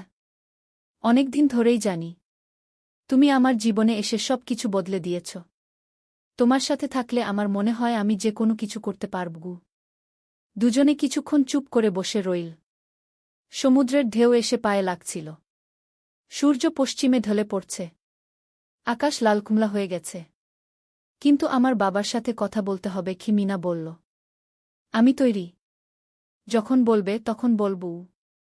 পরের সপ্তাহে সোহেল মিনার বাবার সাথে কথা বলল। আব্দুল হামিদ সাহেব প্রথমে একটু দ্বিধা করলেন। তুমি কোনো পরিবারের ছেলে? তোমার বাবা কি করতেন? সোহেল সব সত্যি বলল। তার বাবা ছিলেন স্কুল শিক্ষক। মারা গেছেন 10 বছর আগে। মা গ্রামে থাকেন। ছোট বোন কলেজে পড়ে। তুমি নিজে কি করো? আমি আলামিন কনস্ট্রাকশন কোম্পানিতে জুনিয়র অ্যাকাউন্ট অ্যাসিস্ট্যান্ট। মাসে 15,000 টাকা বেতন। আব্দুল হামিদ সাহেব ভাবলেন। তারপর বললেন, দেখো, মিনা আমার একমাত্র সন্তান। তার মা নেই। আমি একা তাকে বড় করেছি। আমি চাই মিনা একজন ভালো ছেলের সাথে বিয়ে হোক। তুমি দেখতে ভালো ছেলে মনে হচ্ছে, কিন্তু আমাকে তোমার মায়ের সাথে দেখা করতে হবে। তোমার পরিবারকে জানতে হবে। জি আঙ্কেল, আমি ব্যবস্থা করছি। সোহেল খুশিতে আটখানা। সে সেদিন রাতেই তার মাকে ফোন করল। মাকে সব বলল। মা প্রথমে অবাক হলেন, তারপর খুশি হলেন। মিনা মেয়েটা কেমন? খুব ভালো মা, তুমি দেখলে পছন্দ করবে। ঠিক আছে, আমি আর ঋতু আসছি চট্টগ্রাম। 2 সপ্তাহ পর সোহেলের মা আর বোন চট্টগ্রাম এলো। সোহেল তাদের নিয়ে মিনার বাড়িতে গেল। 2 পরিবার একসাথে বসল। মিনার বাবা সোহেলের মাকে দেখে খুশি হলেন। সোহেলের মা সহজ সরল ভদ্রমহিলা। আপনার ছেলে খুব ভালো। মিনা তাকে পছন্দ করে। আমিও রাজি। আব্দুল হামিদ সাহেব বললেন, আমার সোহেল সৎ ছেলে। মিনাকে খুব ভালোবাসে। আমি জানি ও মিনাকে সুখে রাখবে। সোহেলের মা বললেন। বিয়ের তারিখ ঠিক হল 3 মাস পর। এই 3 মাসে সোহেল যথেষ্ট টাকা জমাবে। বিয়ে হবে সাদামাটা কিন্তু সুন্দর। 8ম অধ্যায়, নতুন পথ। 3 মাস কেটে গেল দ্রুত। সোহেল প্রতিদিন কঠোর পরিশ্রম করছিল। অফিসে তার কাজের প্রশংসা হচ্ছে। আলী সাহেব তাকে এখন ছোটখাটো প্রজেক্টের হিসাব দেখতে দিচ্ছেন। সোহেল তার সঞ্চিত টাকা দিয়ে বিয়ের আয়োজন করল। বিয়ে হল মিনার বাড়ির কাছের একটা কমিউনিটি সেন্টারে। খুব বেশি লোক আসেনি। 2 পরিবারের আত্মীয় স্বজন আর অফিসের কয়েকজন সহকর্মী। কিন্তু অনুষ্ঠান ছিল খুব সুন্দর। সোহেল যখন মিনাকে বিয়ের পোশাকে দেখল, তার মনে হল পৃথিবীর সবচেয়ে সুন্দর মেয়ে সে। লাল শাড়ি পরা, মুখে হালকা মেকআপ, কিন্তু তার স্বাভাবিক সৌন্দর্য ছিল আসল। বিয়ের পর সোহেল একটা ছোট্ট ফ্ল্যাট ভাড়া নিল। 2 রুমের ফ্ল্যাট, মাসে ভাড়া 5,000 টাকা। মিনা এখনও তার পড়াশোনা চালিয়ে যাচ্ছে। আরও 1 বছর বাকি গ্র্যাজুয়েশন শেষ হতে। সোহেলের মা আর বোন গ্রামে ফিরে গেল। মা বলে গেলেন, সোহেল, মিনাকে ভালো রাখিস। মেয়েরা অনেক ত্যাগ করে সংসার করতে। জানি মা। নতুন জীবন শুরু হল। সোহেল সকালে অফিসে যায়, সন্ধ্যায় ফেরে। মিনা সকালে কলেজে যায়, দুপুরে ফিরে রান্না করে, ঘর গোছায়। সন্ধ্যায় দুজনে একসাথে বসে পড়াশোনা করে, গল্প করে, টিভি দেখে। জীবন সুন্দর ছিল, কিন্তু চ্যালেঞ্জও ছিল। মাসিক খরচ, ভাড়া 5,000, বাজার 3,000, বিদ্যুৎ গ্যাস 1,000, মায়ের জন্য 5,000, মিনার কলেজের খরচ 1,200। মোট প্রায় 14,000 টাকা। বাঁচত মাত্র 1,000 খানেক। কিন্তু সোহেল হাল ছাড়ল না। সে সন্ধ্যায় একটা কম্পিউটার ট্রেনিং সেন্টারে পার্ট টাইম পড়ানো শুরু করল। সপ্তাহে 3 দিন 2 ঘন্টা করে। এতে মাসে আরও 3,000 টাকা আসতে লাগল। মিনাও বসে থাকল না। সে বাড়িতে বসে কয়েকজন স্কুলের ছাত্রছাত্রীকে টিউশন পড়াতে শুরু করল। মাসে 2,000 টাকা আয়। এভাবে কেটে গেল 6 মাস। দুজন মিলে পরিবার চালাচ্ছে, স্বপ্ন দেখছে। একদিন সোহেল বলল, মিনা, আমি একটা নতুন স্বপ্ন দেখছি। কি? আমি নিজে একটা ছোট্ট কনস্ট্রাকশন কোম্পানি খুলতে চাই। ছোট ছোট প্রজেক্ট নেব। বাড়ি মেরামত, ছোট বিল্ডিং বানানো, এসব। তোমার কি যথেষ্ট অভিজ্ঞতা আছে? আছে। আমি 2 বছর ধরে এই কাজের সাথে জড়িত। অনেক কিছু শিখেছি। আর আলী সাহেবও আমাকে সাহায্য করবেন। কিন্তু টাকা কোথায়? কোম্পানি খুলতে তো অনেক টাকা লাগবে। আমি জমাচ্ছি। আরও 1 বছর কাজ করব। তারপর চেষ্টা করব। মিনা তাকে সমর্থন দিল। তুমি পারবে। তোমার মধ্যে সেই শক্তি আছে। 9ম অধ্যায়, চ্যালেঞ্জের সময়। কিন্তু ভাগ্য সবসময় অনুকূলে থাকে না। সোহেল যখন স্বপ্ন দেখছিল নিজের কোম্পানি খোলার, তখনই একটা বড় সমস্যা এলো। আলী সাহেবের কোম্পানি একটা বড় প্রজেক্ট পেয়েছিল। একটা 10তলা বিল্ডিং বানানোর কাজ। কিন্তু প্রজেক্টের প্রধান ইনভেস্টর হঠাৎ পালিয়ে গেল। তিনি কোম্পানির কাছ থেকে প্রায় 50 লাখ টাকা নিয়ে গেছেন, কিন্তু কাজ শেষ হয়নি। কোম্পানি বড় ক্ষতির মুখে পড়ল। আলী সাহেব অনেক কর্মচারীকে ছাঁটাই করতে বাধ্য হলেন। প্রায় 10 জনকে চাকরি থেকে বাদ দিলেন। বাকিদের বেতন কমাতে হল। সোহেলকে আলী সাহেব ডেকে বললেন, সোহেল, আমি তোমাকে রাখতে চাই। তুমি বিশ্বস্ত কর্মচারী। কিন্তু তোমার বেতন কমাতে হবে। 15,000 থেকে 10,000 সোহেল মনে মনে চিন্তায় পড়ে গেল। 10,000 টাকায় সংসার চলবে কিভাবে? মায়ের খরচ, ভাড়া, বাজার সব মিলিয়ে তো 14,000 টাকা লাগে। কিন্তু সে কিছু বলল না। ঠিক আছে স্যার। বাড়ি ফিরে সোহেল মিনাকে সব বলল। মিনা চিন্তিত হয়ে গেল। এখন কি হবে? চিন্তা করো না। আমি পার্ট টাইম টিউশনির সময় বাড়াব। আর তুমিও বেশি করে টিউশন নাও। কিন্তু আমার তো পড়াশোনাও আছে গি। জানি। কিন্তু এখন এটাই করতে হবে গু। সোহেল সন্ধ্যায় আরও 2টো জায়গায় পার্ট টাইম কাজ খুঁজল। একটা দোকানের সন্ধ্যায় হিসাব দেখার কাজ পেল। মাসে 2,000 টাকা। আরেকটা জায়গায় সপ্তাহান্তে কম্পিউটার রিপেয়ারের কাজ পেল। মাসে 1,500 টাকা।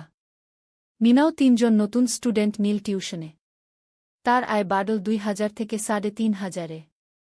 কঠিন সময় ছিল। সোহেল সকাল 8টায় অফিসে যেত, সন্ধ্যা 6টায় ফিরত। তারপর একটু বিশ্রাম নিয়ে 7:30টায় বের হতো পার্ট টাইম কাজে। রাত 10টায় বাড়ি ফিরত। রবি-সোমবার কম্পিউটার রিপেয়ারের কাজ। মিনাও সকালে কলেজে যেত, দুপুরে ফিরে রান্না করত, তারপর বিকেলে টিউশন পড়াত। রাতে খাওয়া দাওয়ার পর পড়াশোনা করত। দুজনেরই শরীর খারাপ হতে শুরু করল। সোহেল একদিন অফিসে অজ্ঞান হয়ে পড়ে গেল। ডাক্তার দেখাতে নিয়ে গেল। ডাক্তার বলল অতিরিক্ত পরিশ্রম। শরীরে পুষ্টির অভাব। ঠিকমতো খাচ্ছেন না মনে হচ্ছে গি। সত্যি কথা, খরচ বাঁচাতে সোহেল আর মিনা অনেক সময় কম খেত। মাংস মাছ কিনত সপ্তাহে একদিন। বাকি সময় শাকসবজি, ডাল।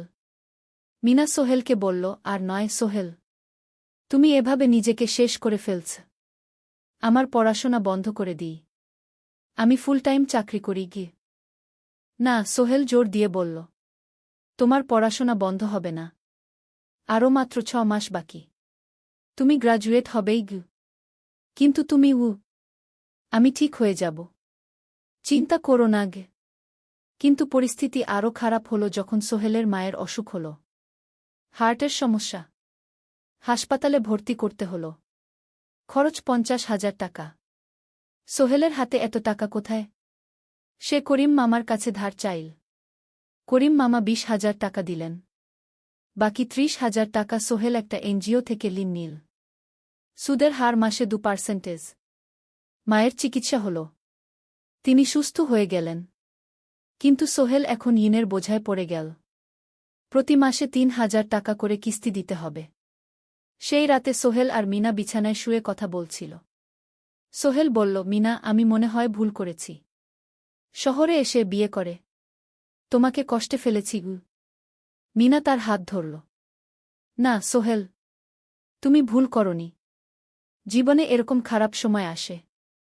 কিন্তু এটা কাটিয়ে ওঠাই হলো আসল শক্তি। আমরা একসাথে আছি। একসাথে থাকব। সব কিছু ঠিক হয়ে যাবে। মিনার কথায় সোহেল একটু সাহস পেল। হ্যাঁ, হাল ছাড়া যাবে না। 10ম অধ্যায়, আলোর দিকে। 3 মাস পরে পরিস্থিতি একটু ভালো হতে শুরু করল। আলী সাহেবের কোম্পানি একটা নতুন প্রজেক্ট পেল। একটা স্কুল বিল্ডিং বানানোর কাজ। কোম্পানি আবার স্থিতিশীল হতে শুরু করল। আলী সাহেব সোহেলকে ডেকে বললেন, সোহেল, আমি তোমার কঠোর পরিশ্রম দেখেছি। খারাপ সময়েও তুমি কোম্পানি ছেড়ে যাওনি। আমি কৃতজ্ঞ। আজ থেকে তোমার বেতন আবার 15,000 টাকা। সোহেল খুশি হয়ে গেল। ধন্যবাদ স্যার। মিনাও গ্রাজুয়েশন শেষ করল। ভালো ফলাফল করল। সে এখন চাকরি খুঁজছে। একদিন মিনা একটা প্রাইভেট স্কুলে শিক্ষিকার ইন্টারভিউ দিতে গেল। ইন্টারভিউ ভালো হল। তাকে নিযোগ দেওয়া হল। বেতন 12,000 টাকা। সেদিন সন্ধ্যায় দুজনে মিলে একটা ছোট্ট পার্টি করল। একটা বিরিয়ানি কিনল, কোমল পানীয় কিনল। দুজনে মিলে খেল। আমরা পেরেছি সোহেল, মিনা বলল। হ্যাঁ, আমরা পেরেছি গু। এখন দুজনের মিলিয়ে আয় 27,000 টাকা। খরচ চালানোর পর প্রায় 10,000 টাকা বাঁচে। সোহেল এই টাকা দিয়ে লেন শোধ করতে শুরু করল। পার্ট টাইম কাজগুলো ছেড়ে দিল। শরীরের যত্ন নেওয়া শুরু করল। আরও 6 মাস পরে সোহেলের কাছে একটা বড় সুযোগ এল। আলী সাহেব একদিন তাকে ডাকলেন। সোহেল, তুমি কি নিজের ব্যবসা করতে চাও? স্যার, আমি তোমাকে একটা ছোট্ট প্রজেক্ট দিতে চাই।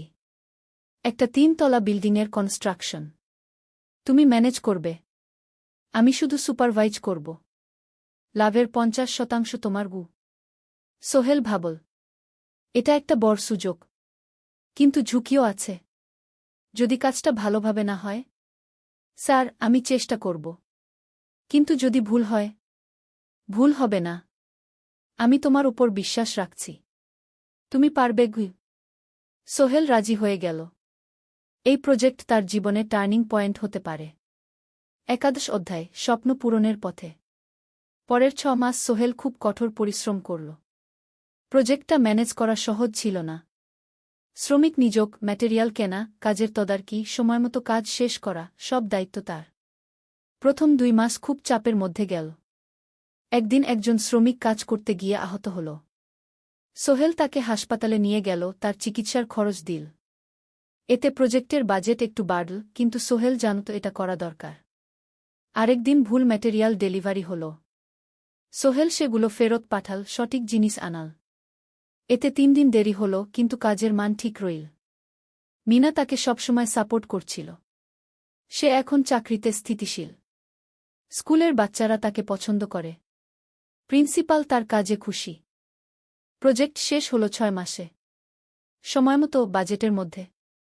বিল্ডিংয়ের মালিক খুব খুশি হলেন। তিনি আলী সাহেবকে ধন্যবাদ দিলেন। আলী সাহেব বললেন, ধন্যবাদ আমাকে না, এই ছেলেকে দিন।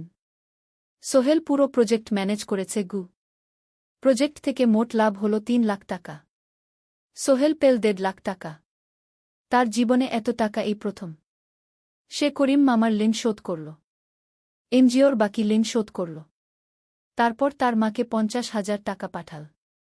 মা দিয়ে গ্রামের বাড়িটা একটু মেরামত করাল, বোন ঋতুর জন্য একটা ল্যাপটপ কিনল। বাকি টাকা দিয়ে সোহেল একটা ব্যাংক অ্যাকাউন্টে জমা রাখল ভবিষ্যতের জন্য। আলী সাহেব সোহেলকে আরও 2টো প্রজেক্ট দিলেন। এবার একটু বড়। সোহেল আত্মবিশ্বাসের সাথে সেগুলোও শেষ করল। 2 বছর পরে সোহেল সিদ্ধান্ত নিল, এবার নিজের কোম্পানি খোলার সময় এসেছে। দ্বাদশ অধ্যায়, নতুন শুরু। সোহেল তার সব জমানো টাকা দিয়ে একটা ছোট্ট অফিস ভাড়া নিল। 2 রুমের অফিস। একটা রুমে কাজের জায়গা, আরেকটায় ছোট্ট মিটিং রুম। অফিসের সামনে একটা বোর্ড লাগাল, সোহেল কনস্ট্রাকশন অ্যান্ড ডেভেলপমেন্ট ই। মিনা তাকে সাহায্য করছিল। সে অফিসের অ্যাকাউন্টস দেখত সন্ধ্যায় স্কুল থেকে ফিরে। দুজন মিলে একটা টিম। প্রথমে ছোট ছোট কাজ নিল। বাড়ি মেরামত, দোকান সংস্কার, ছোট বিল্ডিং কনস্ট্রাকশন। কাজের মান ভালো রাখার চেষ্টা করল। সময়মতো শেষ করল। দাম ন্যায্য রাখল। ধীরে ধীরে সোহেলের সুনাম ছড়িয়ে পড়ল। মানুষ তাকে বিশ্বাস করত। তার কাছে নতুন নতুন কাজ আসতে লাগল। প্রথম বছর খুব কষ্ট হল। কখনো লাভ হতো, কখনো লস। কিন্তু সোহেল থেমে থাকল না। সে শিখতে লাগল ব্যবসা কিভাবে চালাতে হয়। দ্বিতীয় বছরে পরিস্থিতি ভালো হল। সোহেল এখন 3 জন স্থায়ী কর্মচারী নিযোগ দিল। একজন ইঞ্জিনিয়ার, একজন সুপারভাইজার, একজন অফিস সহায়ক। তৃতীয় বছরে একটা বড় প্রজেক্ট পেল। একটা স্কুল বিল্ডিং বানানোর কাজ। 5 তলা বিল্ডিং। সোহেল পুরো মনোযোগ দিয়ে কাজটা করল। শ্রমিকদের ভালো বেতন দিল, ভালো ম্যাটেরিয়াল ব্যবহার করল, সময়মতো কাজ শেষ করল। স্কুল কর্তৃপক্ষ খুব খুশি হল। তারা সোহেলের কাজের প্রশংসা করল। এই প্রজেক্ট থেকে সোহেল প্রায় 5 লাখ টাকা লাভ করল। এই টাকা দিয়ে সে আরও ভালো একটা অফিস নিল। আরও কর্মচারী নিযোগ দিল। এখন তার কোম্পানিতে 10 জন স্থায়ী কর্মচারী।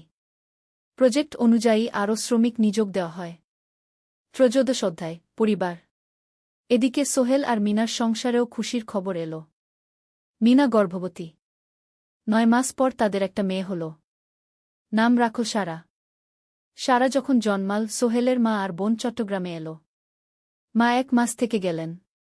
মিনাকে সাহায্য করলেন। সোহেল এখন একটা বড় ফ্ল্যাট ভাড়া নিয়েছে। 3 রুমের ফ্ল্যাট। একটা রুমে সোহেল, মিনা, একটায় সারা, আরেকটায় অতিথি রুম। মায়ের জন্য সোহেল সিদ্ধান্ত নিল তাকে চট্টগ্রামে নিয়ে আসবে। গ্রামে একা থাকা ঠিক না। কিন্তু মা রাজি হলেন না। না বাবা, আমি গ্রামেই থাকব। এখানে আমার পরিচিত মানুষ আছে। তোর বোনকে নিয়ে যা। ও ঢাকায় পড়ছে, চট্টগ্রামে এনে ভালো কোথাও ভর্তি করিয়ে দেগি। সোহেল তাই করল। ঋতুকে চট্টগ্রাম বিশ্ববিদ্যালয়ে ভর্তি করিয়ে দিল। ঋতু এখন সোহেলের ফ্ল্যাটে থাকে, বিশ্ববিদ্যালয়ে পড়ে। সোহেলের মনে হল তার জীবন এখন পরিপূর্ণ। স্ত্রী, মেয়ে, বোন সবাই তার কাছে। ব্যবসা ভালো চলছে। মা গ্রামে সুখে আছেন। চতুর্দশ অধ্যায়, সফলতার শিখরে। 5 বছর কেটে গেল। সোহেল এখন একজন সফল উদ্যোক্তা। তার কোম্পানি কি সোহেল কনস্ট্রাকশন অ্যান্ড ডেভেলপমেন্ট এখন চট্টগ্রামে বেশ পরিচিত। প্রায় 30 জন কর্মচারী তার অধীনে কাজ করে। সোহেল এখন শুধু ছোট প্রজেক্ট করে না, বড় প্রজেক্টও করে। একটা 8তলা বিজনেস কমপ্লেক্স বানানোর কাজ পেয়েছে। একটা হাসপাতাল বিল্ডিং বানাচ্ছে। মিনা এখনও স্কুলে পড়ায়। সে এখন ভাইস প্রিন্সিপাল। সাথে সোহেলের কোম্পানির অ্যাকাউন্টস ম্যানেজার। দুজন মিলে ব্যবসা চালা। সারা এখন 4 বছরের। স্কুলে ভর্তি হয়েছে। খুব চালাক মেয়ে। ঋতু বিশ্ববিদ্যালয় থেকে গ্রাজুয়েট হয়ে একটা ব্যাংকে চাকরি পেয়েছে। একদিন আলী সাহেব